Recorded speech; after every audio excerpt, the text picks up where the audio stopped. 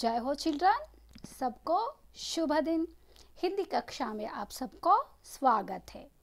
तो लास्ट कक्षा में हमने देखा कि आपके कविता पहला जो पाठ था कृष्ण की चेतावनी कविता के कवि थे रामधारी सिंह दिनकर है। तो हमने देखा कि जैसे पांडवों का शांति का संदेश लेकर भगवान कृष्ण जी किसके पास आए थे?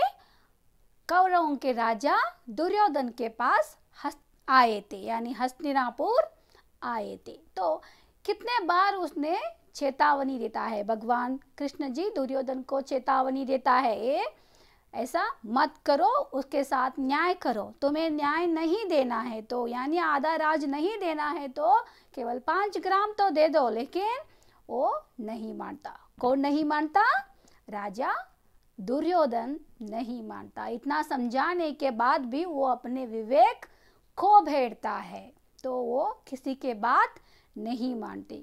भगवान कृष्ण जी का बात भी वो नहीं मानते।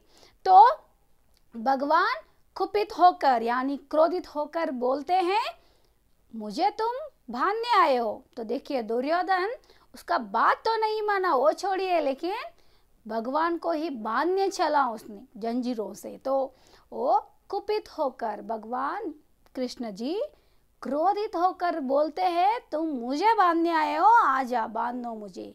तो कुपित होकर और क्या क्या कहते हैं देखेंगे हम अब। तो आइए मेरे साथ, आप भी पढ़िए और टेक्स्ट बुक ओपन कीजिए। देखिए, तो ले मैं भी अब जाता हूँ, तो ले मैं भी अब जाता हूँ, अंतिम संकल्प सुनाता हूँ, अंतिम संकल्प सुनाता हूँ।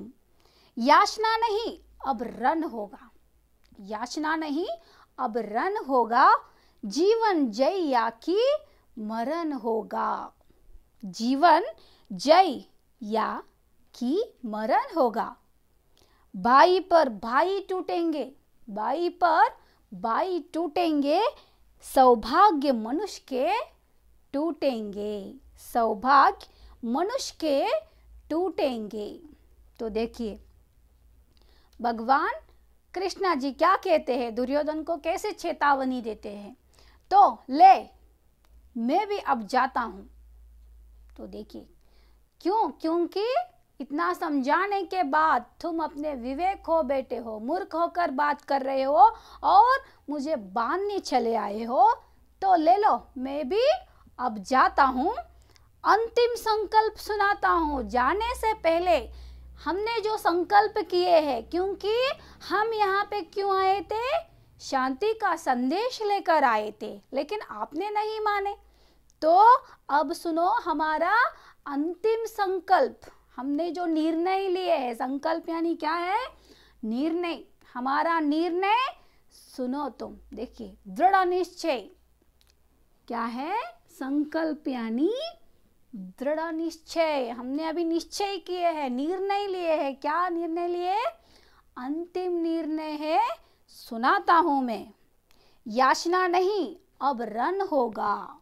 देखिए याचना नहीं अब रण होगा। याचना मतलब क्या है? मांगना।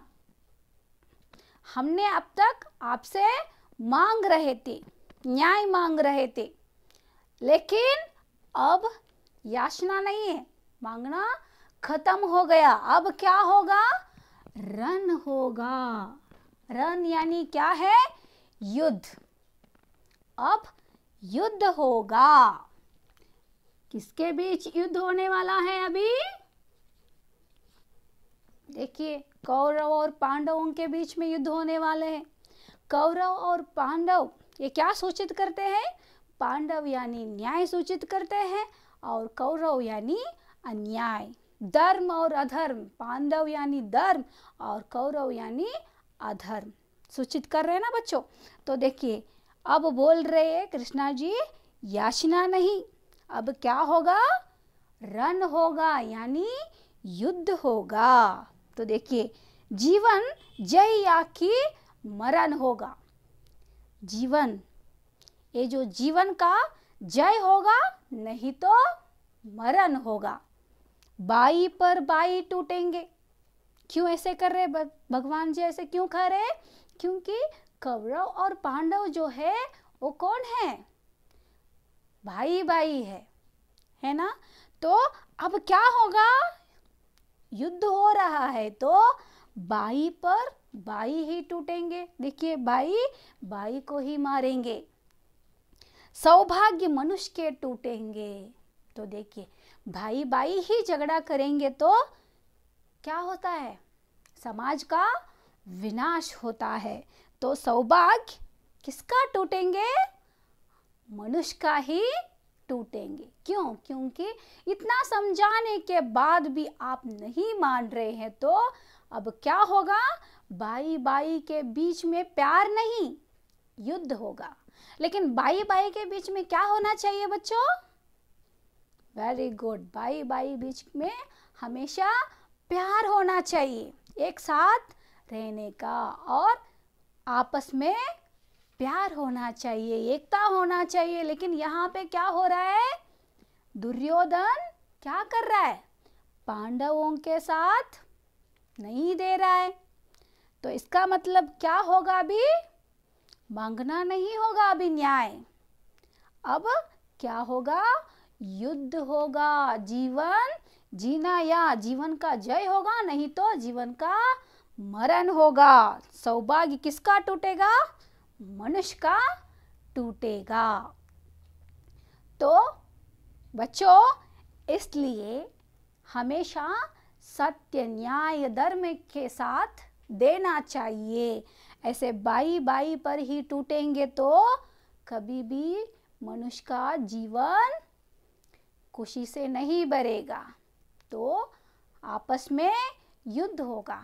तो बच्चों, आपस में झगड़ा होंगे तो क्या होता है आपको ही पता है ना? झगड़ा होंगे तो कभी खुश रह पाएंगे हम? कभी नहीं। बच्चों, अब हम देखेंगे नेक्स्ट प्यारा, यानी लास्ट प्यारा। तो आइए। थी सभा सन सब लोग डरे। थी सभा सन सब लोग डरे, छुपते या ते बेहोश पड़े। छुपते या ते बेहोश पड़े। केवल दो नर न आघाते थे। केवल दो नर न आघाते थे, धृतराष्ट्र विदुर सुख पाते थे। धृतराष्ट्र विदुर सुख पाते थे। कर जोड़ खड़े प्रमुदित निर्भय। कर जोड़ खड़े प्रमुदित निर्भय, दोनों पुकारते थे जय जय। दोनों पुकारते थे जय जय।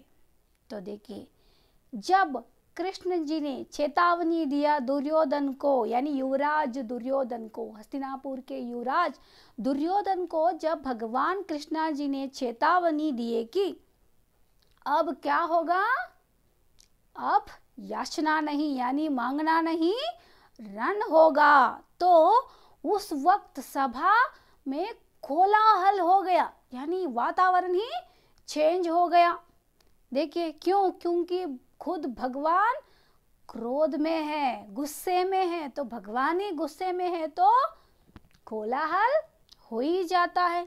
तो देखिए, थी सभा सन, सब लोग डरे। जो सभा में बैठे थे सब चुप हो गए।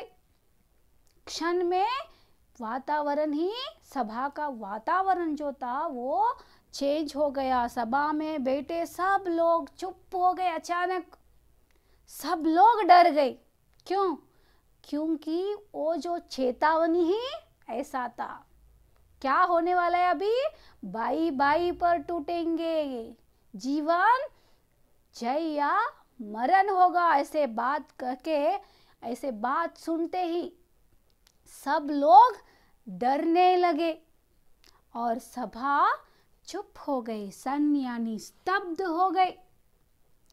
चुपते या ते बेहोश पड़े। देखिए, सब लोग डरना शुरू किए।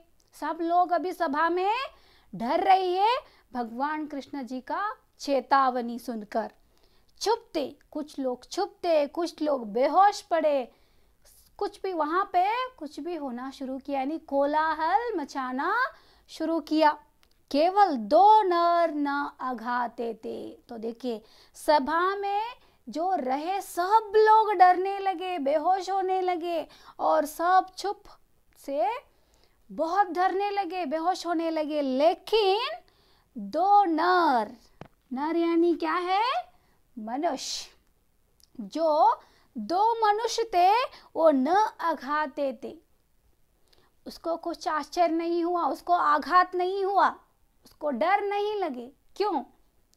आगे देखिए, धृतराष्ट्र यानी वो दोनों कौन है? धृतराष्ट्र और विदुर। धृतराष्ट्र यानी कौन है? ये हस्तिनापुर के महाराजा है, यानी दुर्योधन के पिताजी, युवराज दुर्योधन के पिताजी हैं धृतराष्ट्र। और विदुर, ये जो विदुर है ये हस्तिनापुर के मंत्री भी है और दुर्योधन, युवराज दुर्योधन के चाचा भी है, यानी धृतराष्ट्र के भाई। सिर्फ यानी एक केवल 2 नर यानी 2 मनुष्य जो थे वो सुख पाते थे, मतलब वो नहीं डर रहे थे। क्यों? क्योंकि वो धर्म के साथ देने वाले थे, भगवान के साथ देने वाले थे, सबका हित चाहने वाले थे। क्योंकि वो भी कितने बार समझाए थे युवराज दुर्योधन को, ऐसा करना गलत है, पाप है, और इसका जो हक है यानी जो पांडव ये जो है वो भाई है, तो सबको मिलजुल कर रहना चाहिए। और तुम क्या कर रहे हो? वो अपने ही भाई के साथ अन्याय कर रहे हो, भाइयों के साथ। उसका जो हक है, जो राज, आधा राज उसको जो देना चाहिए वो देना चाहिए था, लेकिन आप नहीं दे रहे हो। ऐसे 2 नर ही यानी 2 लोग ही सुख पा रहे थे। कौन? महाराजा धृतराष्ट्र और मंत्री जी विदुर। कर जोड़कर प्रमुदित निर्भय। देखिए सब लोग डरे हुए हैं, सब लोग बेहोश हो रहे हैं, लेकिन ये जो 2 है धृतराष्ट्र और विदुर, कर जोड़कर यानी खर यानी क्या है? हाथ। तो कर जोड़कर, हाथ जोड़कर खड़े थे। प्रमुदित निर्भय, प्रमुदित निर्भय, प्रमुदित यानी क्या है? प्रसन्न यानी खुश। और निर्भय, निर्भय यानी क्या है? बिना डर के। तो देखिए ये जो 2 नर थे यानी मानव थे, धृतराष्ट्र और विदुर जी, सभा में कितने भी लोग थे, सभी लोग डर रहे और बेहोश हो रहे, लेकिन ये जो 2 थे धृतराष्ट्र और विदुर, खर जोड़कर निर्भय से, बिना डर से हाथ जोड़कर आनंदित, प्रसन्न है वो। क्यों? क्योंकि अब न्याय देने का समय आ गया है। दुर्योधन को समझाने के बाद भी वो नहीं मान रहे, तो इसे समझाने का एक ही मार्ग है, वो क्या है? रण यानी युद्ध करना।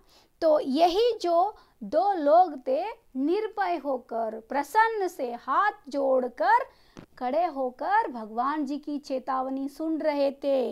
नहीं तो बाकी सब लोग डर रहे थे, बेहोश हो गए थे वो। तो देखिए दोनों पुकारते थे जय जय। तो विदुर जी और धृतराष्ट्र दोनों क्या कर रहे थे? पुकार रहे थे। क्या कह के पुकार रहे थे? जय जय करके पुकार रहे थे। क्यों? क्योंकि अब तो सबको न्याय मिलेगा, सबको सुमार्ग में लाने का यही जो अंतिम निर्णय भगवान के पास बचा था। क्योंकि वो बहुत बार कोशिश किए थे, बहुत बार समझाने की कोशिश करने के बाद भी युवराज दुर्योधन नहीं माने थे। इसके वजह से भगवान कृष्ण जी ने युद्ध करने का जो संकल्प लिया, तो उसके बाद धृतराष्ट्र और विदुर जी जय जयकार करने लगे। तो बच्चों, हम इस कविता द्वारा यानी कृष्ण की चेतावनी कविता द्वारा क्या सीखे? तो बच्चों इस कविता द्वारा हमें सीखने के लिए मिला कि न्याय अन्याय, धर्म क्या है अधर्म क्या है, ये सब हम समझ गए और हमेशा भगवान सत्य न्याय धर्म के साथ ही रहता है। तो हम भी उसके तरह सत्य न्याय धर्म के साथ रहे तो हमेशा हमारे पास भगवान रहते हैं। तो बच्चों मुझे आशा है आपको ये कविता समझ में आया है। तो आपको ये पूर्ण कविता ध्यान से पढ़ना है और एक बार लिखना है। जय हिंद।